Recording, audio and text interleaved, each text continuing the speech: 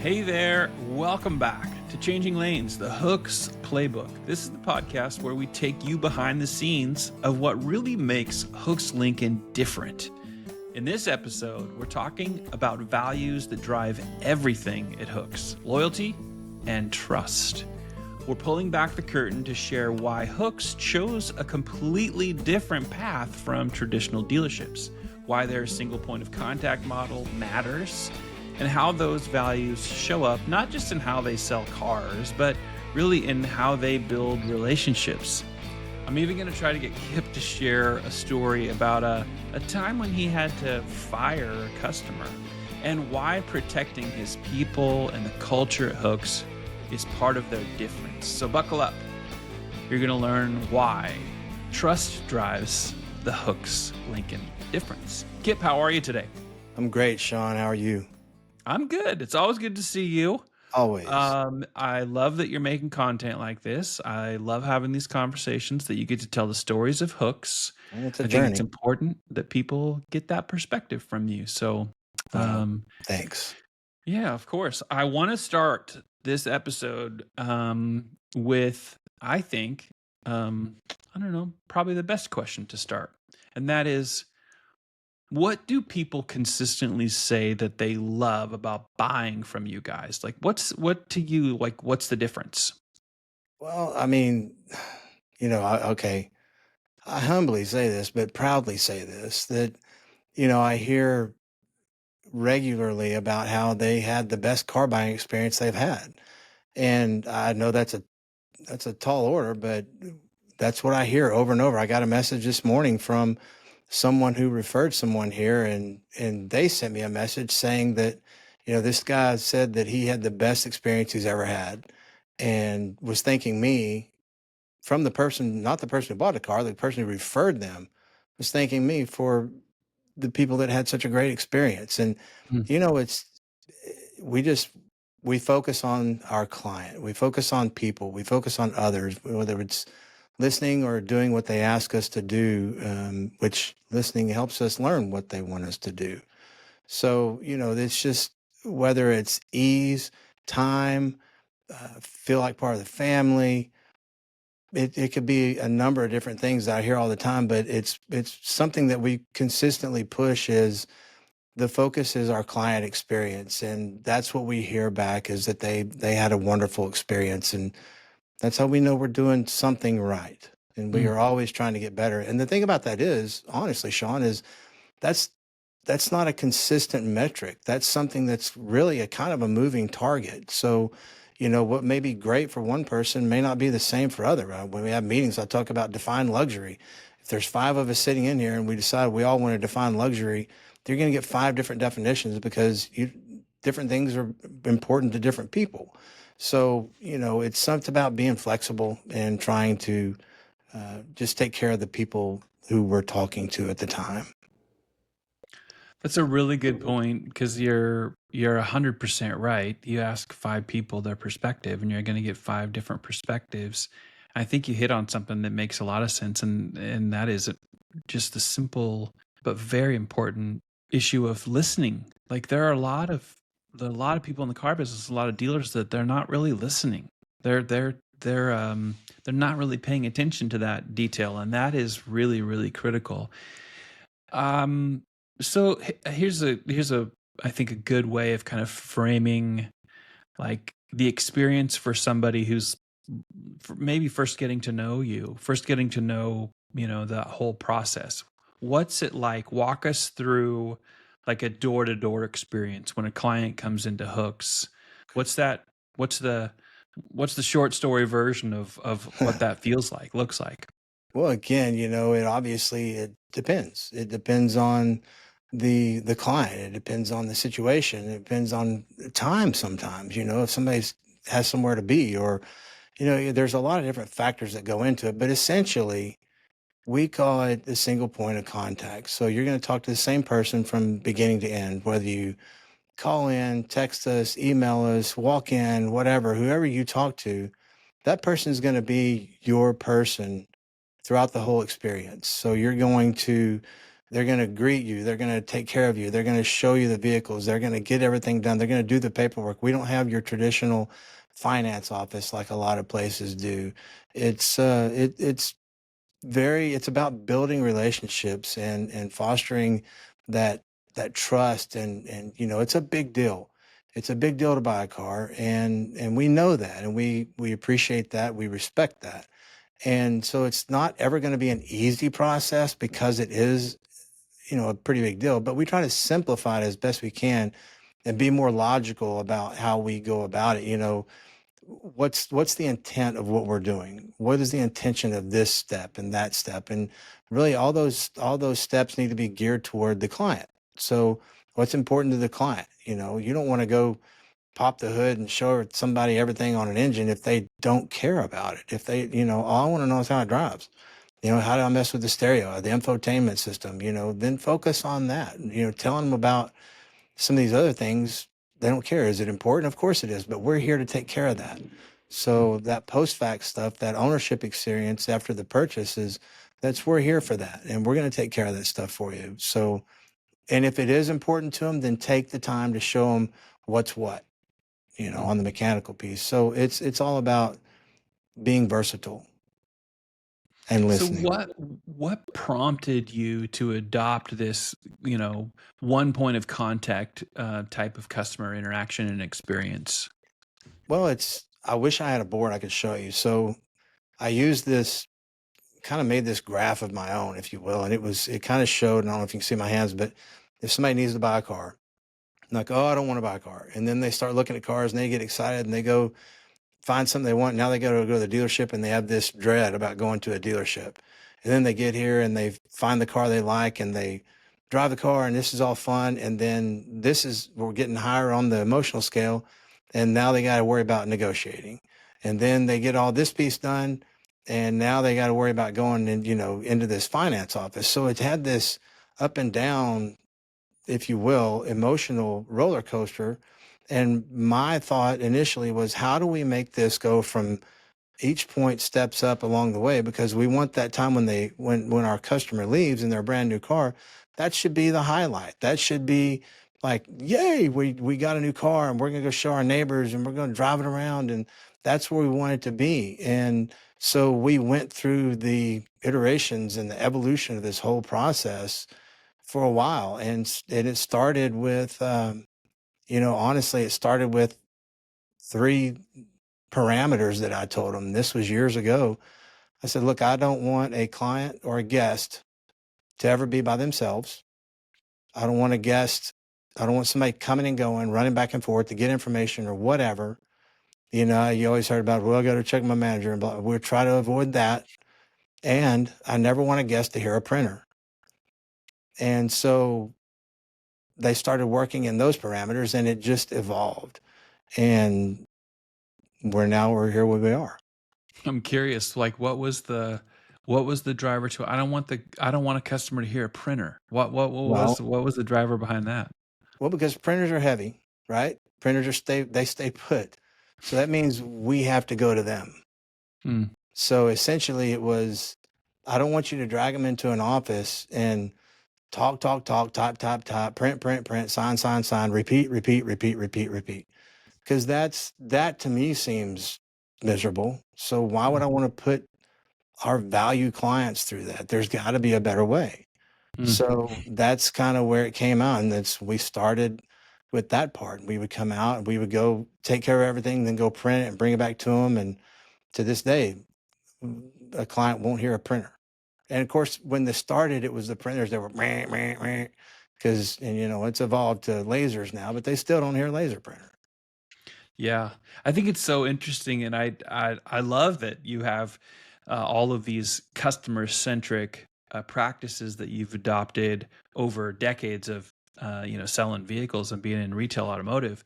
But I particularly love that one where it's like I don't even want the customers to hear printers because I immediately makes me think the housekeeper that would say I don't want my clients to ever hear the vacuum cleaners. Like I just want them to have the clean experience. Yeah. And you're literally taking things away from the consumer that they They don't need to experience that. They just need Distractions, noise. you're trying to build up the joy, and that happy smiling customer is leaving on the highest note possible. And I love that. Exactly. Yeah. Um, I don't want to go too far past this in case there's anything else you would want to add around things that you consider to be the benefits that the customers are really receiving in this single point of contact. Because you mentioned a couple of them, and I think there are a couple that are kind of obvious to people. And even though there are a lot, most dealers are not providing an experience like that. But there are definitely huge benefits for someone who comes to your store and they work with this person all the way through. And I guess I'm thinking and wondering from you, do you think it has a huge impact on the relationship that they build with the store? Giving just, you're going to have this one person. It doesn't mean they won't meet other people, but certainly establishing relationships seems like a brilliant move on your part. Well, it's the heart of what we do, really. I mean, for generations, and that's the whole point of it's all about building relationships, and it's a very it takes a lot of trust, to purchase a vehicle from someone. And yes, people buy vehicles every day and have horrible experiences and still buy the car. And does it aggravate me? Yeah, because we work real hard to make it different. But at the same time, they don't know what they're missing. We try to do it better. And that's been the whole point. I never wanted to just carry the ball down the field. I wanted to change the game. I wanted to do something different. My legacy wasn't going to be just a placeholder. My legacy was like, let's change this. Let's do something different. And this has been a huge win for everyone. The staff loves it, So yes, you develop relationships with this person, but nothing happens without a team. And so you meet other people. But I also I give all of our customer facing teammates a phone, an iPhone that I provide, so that our clients have their phone and they can call them if they ever need anything. Text me, call me, email me, whatever. I want them to always be in contact or have the ability to contact someone if they need help or have a question or anything like that. I think that enhances it. But I think it's the core of what we do is building relationships. I mean, who wants to buy from somebody they hate? I mean, the last thing I want is, and I've told people, where I don't want you to go every time you get in your car, you want to throw rocks at my name or, Right. or damn me because, that kid, blah, blah, blah, whatever. I don't want that. I Yeah. want you to be happy. I want you to be Yeah. happy with what you got. I mean, there's no sense in being miserable in anything, and I'm not going to add to it. So let's make it the best we can. Yeah. I So love that from the very get-go, you're a big flag that you want planted is you're going to give us an opportunity to, build a relationship, to sell you a vehicle, to service a vehicle. That the priority is that relationship is, trust and respect and, all like the amount of communication. Just the example of providing your people with, a high-tech communication device like an iPhone, but to be available to people. These are big decisions. And I love that to you, it's really important that you have the best relationships with your customers that you could possibly have. Because in the real world, these are such big decisions. They're very consequential. People think about these things a lot. I don't think a lot of people, and they should, that's probably why your customers love you so much, is that they don't have any doubt as to your commitment to them, your availability to them, like how you want their experience to be, not just the first time that they buy from you, but every single time they come there for service or whatever else. absolutely. It's a complex industry, but to know that there are people like you that have that focus on this is how we want to deliver our customer experience every single time. That I love that. I wanted to ask you, have you experienced challenges, things that you might say would be like a drawback when you're doing these things differently? If so, like any examples of that and like maybe how you kind of overcame them? Sure, of course. Yeah, there were plenty of challenges along the way. There were some drawbacks. There were some learning curves. There was a lot to deal with when it's often difficult to make change in anything you're doing, but it's hard to create change with people and get people out of what they're used to. However, I am blessed with an amazing team, and we have some incredible people who took this as an opportunity as much as a challenge. And so there were things when you deal with paperwork, when you're dealing with compliance issues, and you're dealing with, making sure that we hit all our marks, and we're doing everything that we have to do, that we're supposed to do along the way. Then that's a learning curve. You have to be sure that we're teaching people, and that it's not a word track. It's a matter of this needs to be done, that needs to be done. As long as you're getting these done, then just make sure you're hitting your marks. So we overcame that by, running double things, make sure we look at it 2 or 3 times, make sure we're doing everything right, and go through practice. And this is what we have to do here. And whether it's paperwork or whatever the issue may be sure we're doing these things, and kind of shadow people. But our guys, our team, Curtis and Bob particularly, man, these guys ran through walls and they figured it out, and kudos, because we got there because they found the answers. Because as a team, we looked at this stuff and we tried this, and if we failed, then we didn't stop. We found a way to overcome the failure and do it right. So there were plenty of challenges, and it was years ago that this happened, but it still evolves. I mean, this industry is certainly not quiet, and it's always moving. So we're constantly evolving to different things. And I think that because they have gone through and like I say, ran through those walls to figure things out, and not being stopped by the wall, but running through it and figuring out, okay, now how do we make this work? Then it's very unique to us. We didn't have a manual. There wasn't a manual. There may be some other people doing single point of contact, but if I told everybody, we do this, and here's a playbook, they're still not going to be able to do it like we do it, because we're the ones that ran through the wall and figured out how to make it work for us and our clients. So I think that as though there may be some similarities, I think it's still very unique. I think you just you kind of answered the thing I was thinking about, which is I was going to ask if you think that other dealers could easily kind of adopt this, but it comes down to culture. It's a culture you've built. It's a culture your people have adopted and leaned into. And so everyone's kind of putting their shoulder to the wheel, making this happen. And you can't guarantee that would happen. Like, even if you were going to say, hey, let's bottle this up and see if we could sprinkle this into other dealerships. It, the idea, right, is one thing. The adoption, Yes. and then the coaching, and the bringing your people along, so that they're not only just following the orders, but they're like, I get it, and this is why, and now it becomes the driver. Like, making sure that we're actually trying to earn people's loyalty, and that we are earning their trust, because this is a big deal. It's a big purchase. It's a really important relationship to have.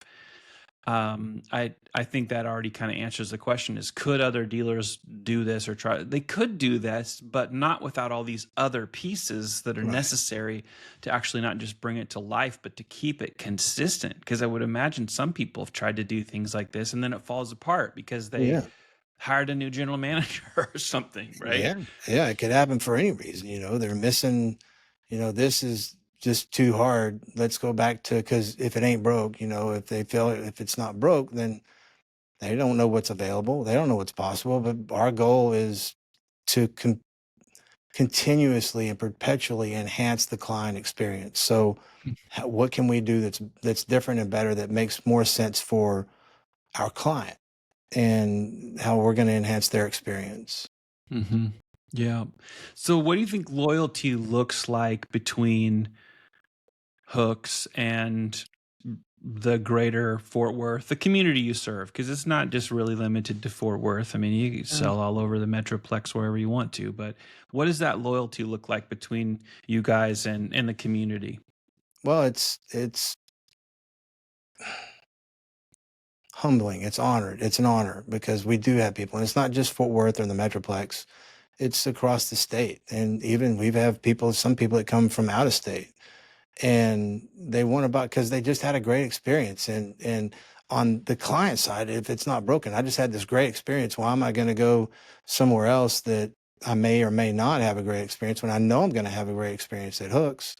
Mm-hmm. So it's the loyalty is it's two-way. I mean, as we are to our clients, a lot of our clients they just want to buy here. They just like us, or they like the way we do it, or, the person they're dealing with. And, it's just worked out. It's worked out really well. And it's been a good move. And the key to that, honestly, is having a great team. And the team is what does it. It's everybody. Not just one of us could do this. It takes us all. And whether it's to figure it out or figure out something specific, working together, just making it all happen. So, and we're all there for each other too. You're absolutely right. Like the people part of these scenarios, and this scenario is, it's almost immeasurable. And some people might think that's a overstatement. It's not. Like the people part of what you guys offer into the community is of great consequence. If you have the wrong people, it doesn't work. You have the right Mhm. people, and like you just mentioned, and called out a couple of your team members by name, because they'll run through walls. They're like, "We get it. We're going to do this," and it makes a lot of sense. You I know, want to ask you about, from that customer experience, once a car's delivered, right? I get my car from you guys. I'm happy as a gopher in soft dirt, just loving life. How does that Hooks experience then continue for the customer? What well, does that look that's always, it's a challenge, but we carry over those same, so these philosophies they're not isolated to the transactional on the people buying a new car end of our business. like? Hmm. It's an ownership experience for the from your purchase throughout your entire ownership. We try to we try to replicate that kind of system. And though there may be differences, the way that you do that is having that one core common denominator, and that is the focus on the client experience. So when we have remote service, where we do valet service, pickup and delivery, we have a mobile service van to come to our clients and do it at their place of business or at their home, wherever. It's about trying to do what makes the most sense for our client. It's, make it an effortless experience on their end. And so that piece is, which always starts with listening, because people will tell you what they need. And so don't insert what you think they need. Listen to what they want. Listen to what they need. And, it's sometimes it can be a little bit bigger challenge in the service end because, let's be honest, how many people really look forward to getting their car worked on, or Hmm. or get excited if something goes wrong with their car. And I Yeah. hate it. I wish they'd all work great, but at the same time, they're all machines and they're going to break, and they're going to Hmm. need maintenance and they're going to need stuff. So we're going to be here to take care of that. So sometimes that is a steeper curve, just because we all get a little agitated when something breaks and we have to go pay to get it fixed. Yeah. So it's something that we try to pay attention to very closely and consider our own experiences. You know, there's stuff in our lives that, although we may not deal directly with having to go get our car serviced, there's other things that we deal with that can invoke a similar emotion in us as a client with their car. So I try to make examples of those things and think about this and think about that. Just put yourself in this situation. What if this happened? Be sure that we're doing what we can to carry on that customer first effortless experience, focus of what we do, no matter what it is, whether it's on our service drive, with the mobile service van, with our valet service, whatever it is. We want to be sure that we're hitting those marks and making sure that it's all about the client and what can we do to make that experience better. Those are, I can't overstate how valuable things like a mobile service van, valet service. I think some people, when they hear those things, they move past it too fast. And I'll just add a very quick tag onto this point, because I think it's relative. It is relative. And that's something that happened with my sister. She doesn't live in this area, otherwise she'd probably be your customer, because she loves the way that people like you do business. But I won't name the brands. I will just say that she was loyal to a brand for decades, like several of this brand. And she's the kind of person who's like probably gets a new rig every 3 or 4 years. She'd like quickly. And she had a bad service experience with a dealer that she had been going to for years. And I don't know why they decided to try to like, let's dunk on this and get an extra like this, because it was an unnecessary repair. And it absolutely cooked my my sister and brother-in-law. And they're like, all of a sudden, for the first time, their loyalty was completely gone. And instead of saying, we're going to buy another one of those, they looked around and something else like, kind of interesting. So they switched brands, switched dealers completely, not just brand. And the reason why this ties into what you were just saying, Kip, is because it gets hot in Texas, and they live down in the San Antonio area. And once she had her new brand vehicle, in the dead of the summer, last summer, actually it was, she went out to start her brand new thing, and it didn't start because the battery was cooked. Probably everybody in Texas has had this experience. Calls up the dealer, and they were doing something like you. And they're like, no. You don't need to bring it in. Like, just stay put. Like, are you home? Yeah, if it's in the garage. Just stay put. Can we come out like in the next hour or two? Yes. They came out with a brand new battery. They changed it in her garage. Do you know what they just did? They did what you're doing. And so for people that are tuning in and listening to you make content like this and tell your stories, that's exactly what you guys have, is the ability to do that with the customer. So they trusted you with the opportunity to sell them a vehicle. And then you also build all these things in so that this extended experience that Hooks is providing is doing that very thing. You think people are going to tell other people that? I've told that story to countless people, and it's so powerful because it's true. And so that I love that you're doing that, man. That's like smart. It's funny you say that. Then I've always said, first off, our service center, taking care of the service piece of it, that's our backbone. That's literally our spine. That is critical to our business. It's critical to our client satisfaction, our client's happiness, our overall client experience. So it's critical to our viability, really. But another thing you talked about your story, which is impressive. I've always told everyone here, it doesn't take much to get people talking about their car or their experience, whether it's service or a purchase or whatever. Whatever it is, I always want to be the best story in the room. I want to be the exception. I want to be where somebody's, this happened, that happened, this sucks, that sucks. I want one of our people step in and go, you haven't been to Hooks. You should go try there, because those guys, they listen, they take care of me, they do this, they do blah, blah, blah. I want to be the best story in the room. So, when you think about those focal points, those things that we're really focused on, if we want to be the best story in the room, then I got to make sure all these little things add up. I can't be doing this stuff. It's a very volatile situation sometimes, and we're not perfect.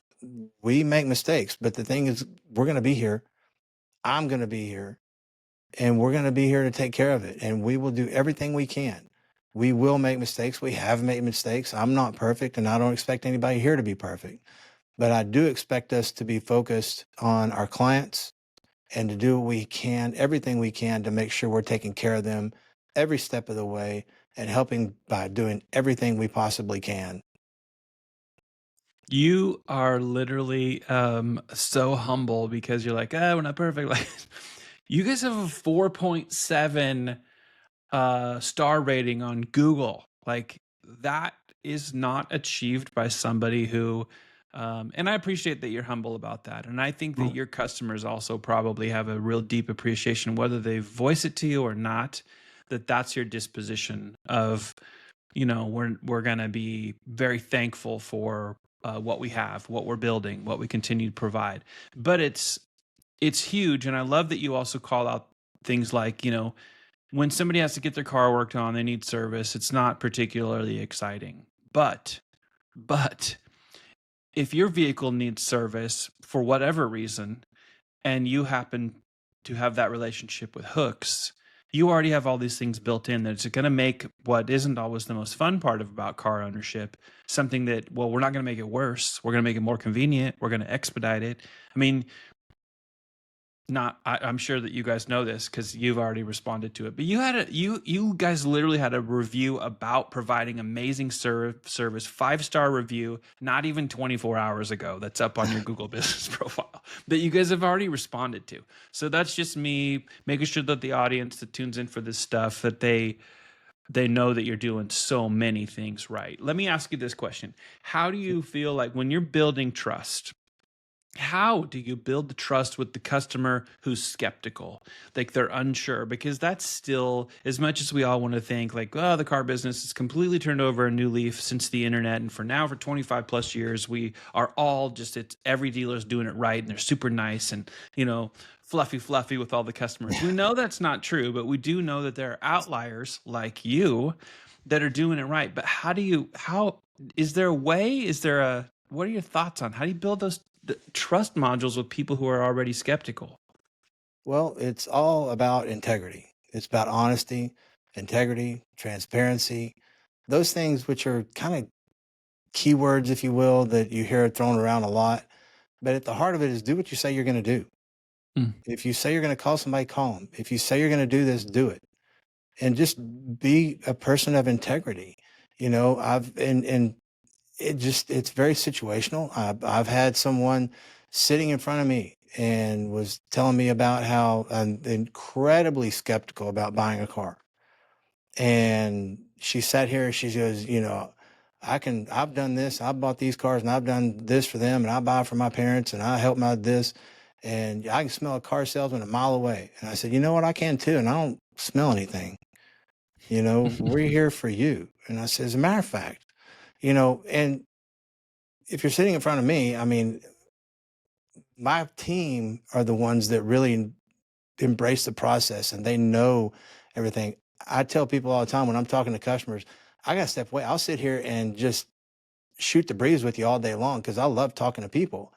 But my team are the one who are going to get you through the process, tell you about your car, and make sure everything's covered and taken care of for you. She's sitting in front of me and I said, I need you to do me a favor. I mean, she said, what?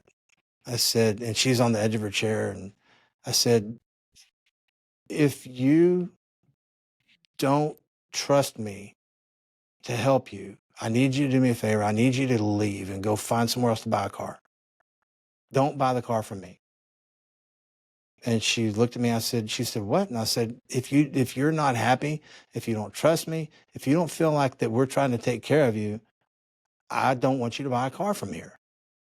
And she sat back in her chair and just kind of in disbelief and said, I can't believe you just said that. And I said, well, I just say what I mean. There's no sense in you being upset or having a terrible experience if you don't. Not everybody likes me. I mean, I try to be a good guy. I try to be a nice guy, but Who doesn't like you? yeah, I don't know. I mean, I'm sure there's plenty of people who don't like me. I don't know. But, we try to be likable, but it's not, nobody's 100%, right? Nobody's perfect. So there's going to be people who don't like me or don't like this or don't like that. And if you don't buy the car. Don't put yourself through that. You don't have to buy a car. You don't have to buy a car from here. We are a want store, not a need store. You don't get something you need here. You come here because you want something. So don't make yourself miserable. So, I kind of embellish on that story, but the main part of that story was if you don't trust me, please don't buy the car from me, because I don't Mhm. want you to damn my name every time you get in your car. I don't want you to throw rocks. I don't want to be the bad story in the room. I don't Yeah. want any of that stuff. I want you to be happy. Genuinely, I want you to be happy with your car. You're going to drive this thing for years. Why put yourself through misery? If you don't like Yeah. something about this, do something else. And uh, consequently, she bought the car, and her family have bought multiple vehicles from us since then. And I'm honored. And I didn't make my statement for any future reason. The statement I made to her was intentional in the situation, specifically about her buying a car that day, that time, that car. Mhm. And just the way it worked out is we have a very loyal client, and I'm very, very blessed, and I'm grateful, and try to do, you speak about being humble. Yes, we are humble. It's not about us. It's about the client. You know, we're here Mhm. because of our clients. And so everything we do, we try to do with grace. Mhm. I love it because it's actually an example of what some people might call brutal honesty. And but in a case like that, I don't think it's really brutal honesty. I think it's actually deliberate but gentle Yeah, honesty, right? yeah. It's in case anybody misses what you just said, you were willing to, without hesitation, forego selling something that, by the way, we're not talking about buying a Hot Wheel for $1 on sale at Walmart. We're talking about buying the real deal. And let's just say somebody's in on a Navigator. Like, this is a huge thing for a person to say, for you, an owner, to say, do me a favor, don't buy it from us. You could buy it anywhere. The whole message behind I'm willing for you to walk away because you don't trust me, because I want a long-term relationship. I want you to know from the very beginning that this isn't a one and done thing, that all of this matters.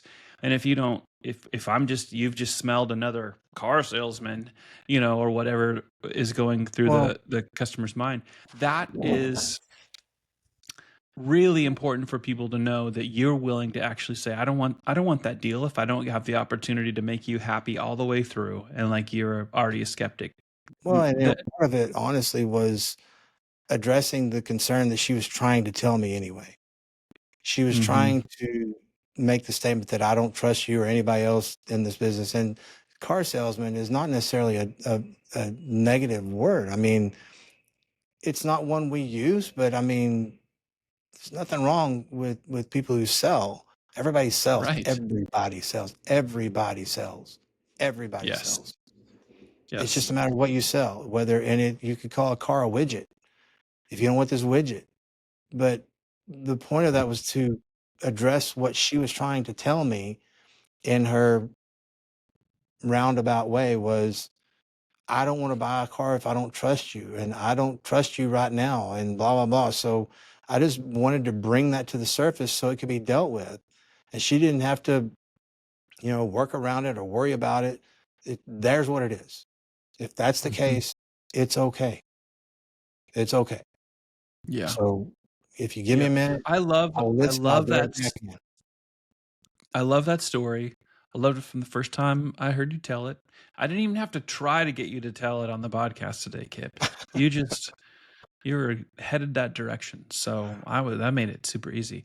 Let me get a couple of maybe kind of closing thoughts from you on this customer, or you could make it any customer, but a customer who has only bought cars from you, um, and maybe what you think that says about this relationship model that's come up really multiple times during this conversation. It, yes, I have one that comes to mind immediately, and his name is Reagan. And I've known Reagan a long time. And when Reagan was in law school at Notre Dame, he drove from Notre Dame down here to buy a car from me.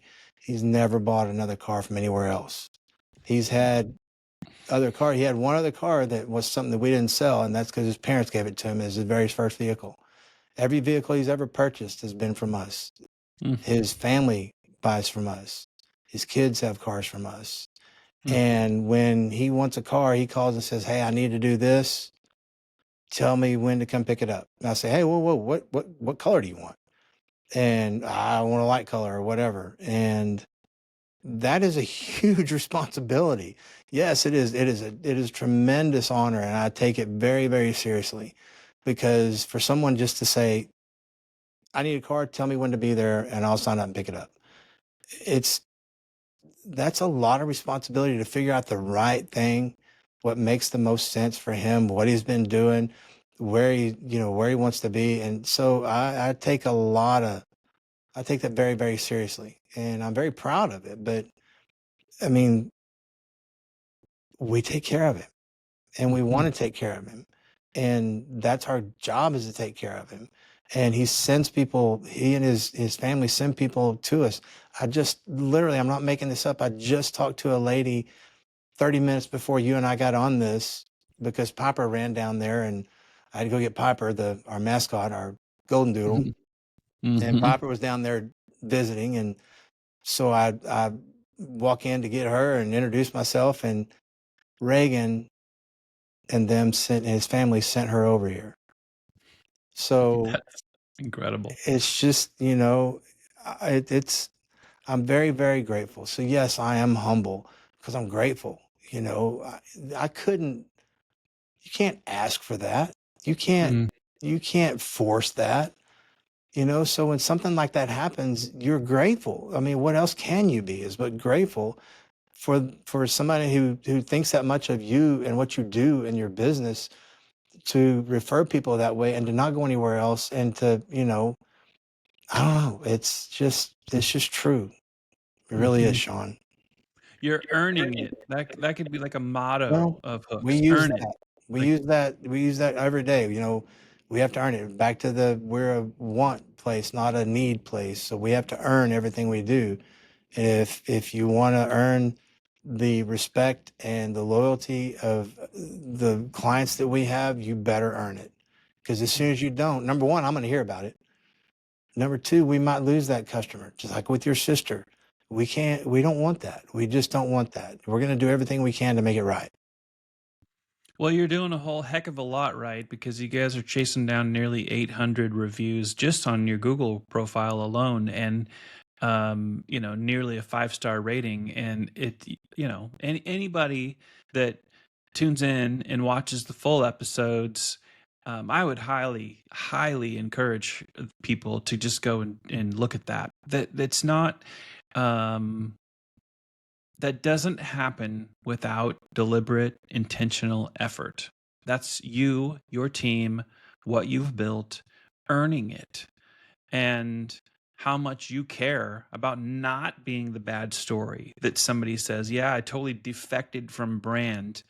And that brand might be Hooks, by the way. It may not always be Lincoln, the brand. It's Hooks. You can sell people other brand, right? You guys have I a do the same thing. pre-owned or used vehicle department, the ability, like you're Absolutely. in the game. Exactly. Absolutely. And that matters to people. I think that matters to people nowadays more than ever. So fantastic. I'll give you the last word. You got any final thoughts before we park this one? Man, I'm almost out of words. I'm very grateful. I'm grateful for the opportunity to do this with you, honestly, Sean. And I'm humble that we would do something like this. And, I hope that we have the opportunity to help more people. And of course, we want to grow. Yes, that goes without saying. We want to grow, but we earn that growth, and we earn that by doing the right thing by our clients and having great people work here. I've said a lot of times we're better off with no other person than having the wrong person, Mm, because that makes things even worse. So it's important that when I tell people, when we hire people, I want you to retire here. And mm, I look at character, I look at all those things that make the difference in how you're going to take care of someone. And because that's at the heart of what we do. Like I've said for yeah. the last little bit now, I mean, that is the heart of what we do. I say it every day, Sean. I Mm, mean, we do what we need to do to take care of our clients. and Yeah. we will change. We have to be versatile. And in order to hit those marks and to do the right thing, we have to listen first and do what we say. Act Mm. with integrity, behave with grace, and be grateful for every opportunity that we have. And that we are. And that I am. And I'm very, very appreciative of you and the opportunity to say these things. Well, what a great place to kind of find a parking place for this. I commend your ability to be like vulnerable and to share and to start to talk about things that you just don't hear a lot of car dealers want to share their gratitude, their appreciation, the secret sauce behind kind of like, this is why we do things. You're just unafraid of that. That shows a lot of strength in being able to be vulnerable and interested in making sure people understand the why behind like what you're doing and why you've been doing it that way. So to the audience tuning in for this content, I always like to say thanks for riding along on another episode of Changing Lanes. If there's one thing that we hope you take away from this episode, it's this. At Hooks Lincoln, loyalty goes both ways. You heard Kip just talking about it. Your trust is always and only, we just said this too, earned. And Hooks Lincoln will never take that lightly. Whether you've been hooked for years or you're just thinking about making that first connection, you know this. Hooks is here for the long haul. And they're doing it differently on purpose. If you've enjoyed the episode, hey, drop a comment for us, share it with a friend, leave us a review. And hey, when you're ready, stop by and say hello at Hooks Lincoln in person, and you'll see exactly what loyalty and trust look like in action. Until next time, well, don't stay in your lane. Change lanes with Hooks.